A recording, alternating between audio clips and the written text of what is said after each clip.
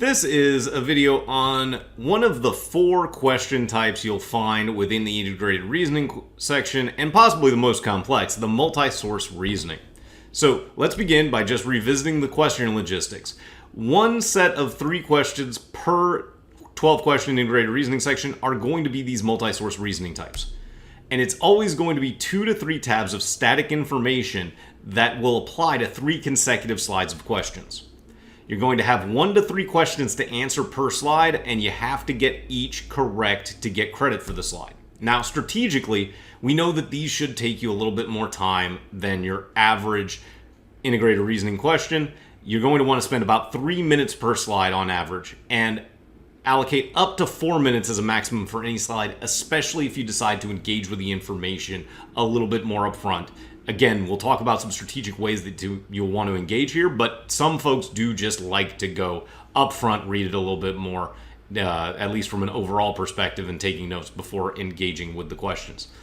You will, however, want to at least identify your question task and subject for each slide before addressing the tabs for the pertinent information. So even if you decide you don't want to go out of order, which again, there is definitely a benefit to going out of order potentially with the multi-source reasoning in the executive assessment, you will want to figure out what they're asking for, so you've got that in the back of your mind as you engage with the information in the tabs. It can be very easy to get overwhelmed by the amount of information and spend way too much time taking notes on details the questions don't ultimately ask about. So make sure you get your question task first. And like I said, consider skipping until a specific question is presented, because then you'll know which tab to work through and you will know what the information is about to a degree. So consider skipping over general questions to start and go straight to focusing on question slides that involve a specific tab or a specific focus. But don't skip these proactively. These are going to be the last question format to skip if you're behind pace in the integrated reasoning, because it's very, very easy to end up missing 3 questions in a row because you didn't understand the tabs and the information presented in them at all. So let's take a look at a sample. So we're going to have 3 tabs of information ultimately, and on the left-hand side you can see this is going to be the inventory considerations tab.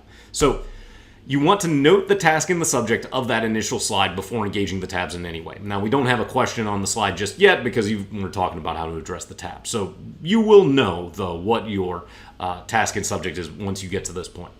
But you also do want to beware of needlessly reading all the tabs out up front without understanding which is or are relevant to the question and how they're related to each other. So don't just start reading and taking notes unless you absolutely feel a need to have an overall understanding, just because that's how you interpret the information. And that's more if you're not a native English speaker. You may have to figure out just overall what's happening to start.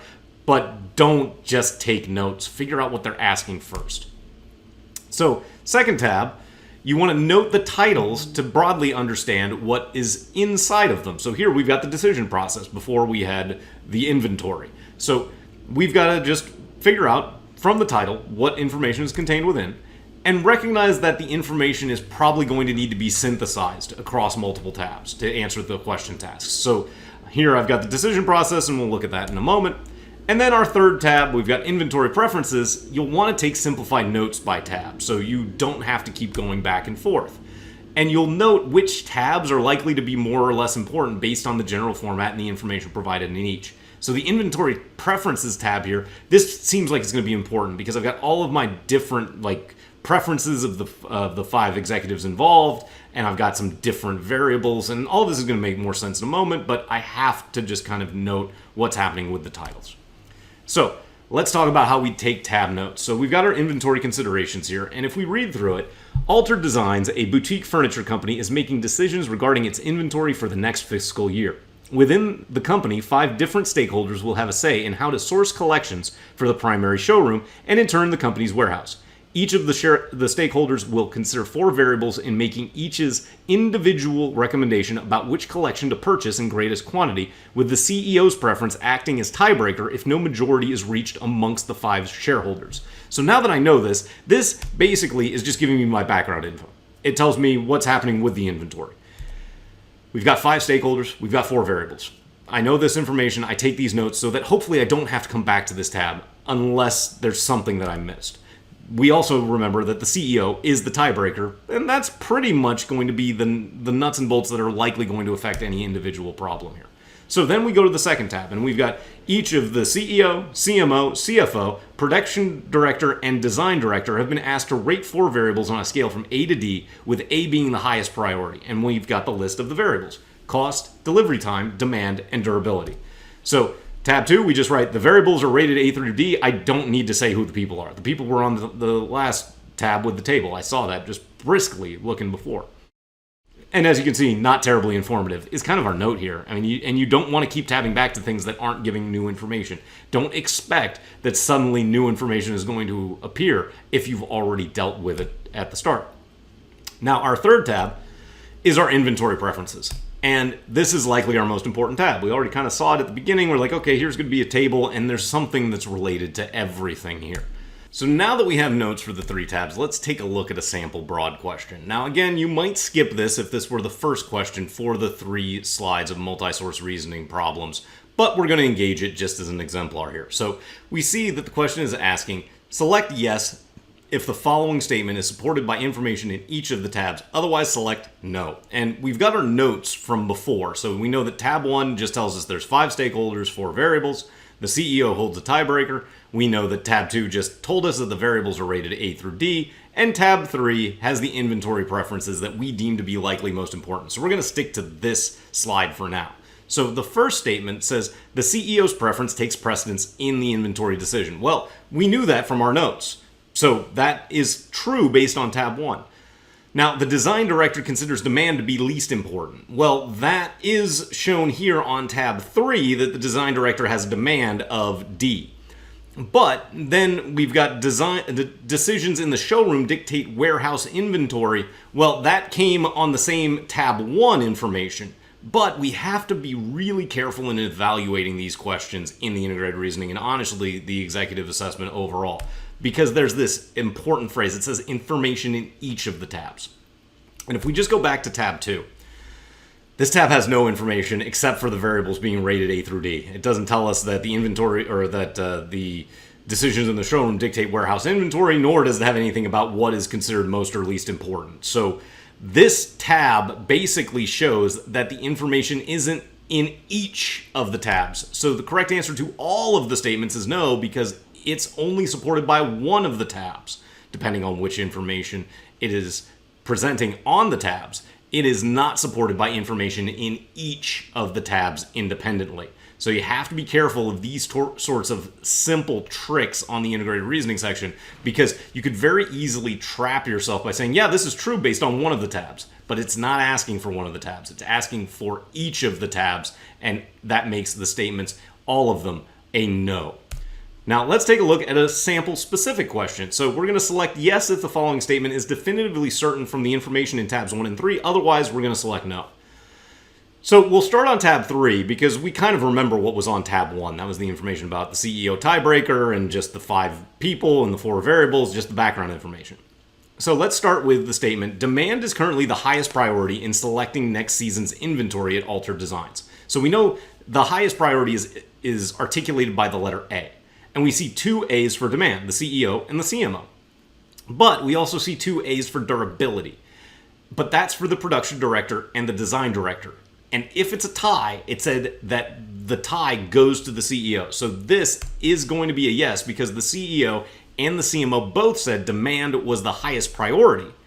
And they tied with the 2 directors, but the CEO wins the tie. Then we go to the next statement. If the CEO changed her top inventory priority, the overall top inventory priority would change to durability. So let's just consider that. So the CEO's A is supposed to switch it to durability guaranteed. But if we switch the CEO's demand A to a durability A, then yes, there are 3 A's for durability.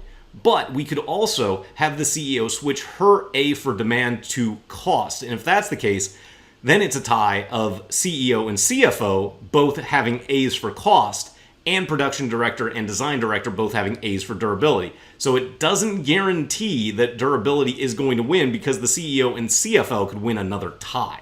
So this one is going to be a no.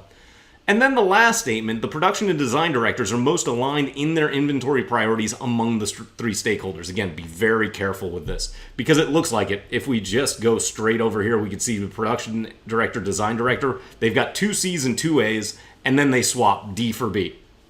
But there's one other pair that are the exact same way because we've got 2 D's for the CFO and the production director for delivery time, and we've got 2 B's for the production director and the CFO for demand. And then they just swap A for C and A for C. So it's the exact same relationship. So they aren't most aligned, the production and design directors. They're just as aligned as the production director and the CFO. So that's going to be a very tricky little no right there with that example. So now that we've seen an example, let's talk about what we just did as a process that you can replicate. First, remember, identify the question, subject, and task first for multi-source reasoning questions before engaging the tabs, so as to avoid time. So read each question as you go to determine the subject and task and inform what you have to read. But consider skipping your overall task for specific ones as you start that engagement. So remember, because your multi-source reasoning is always going to be contained within a single half, you can skip around within the 3 question slides to determine what's an easier thing to get information for first before potentially addressing a more generic question type.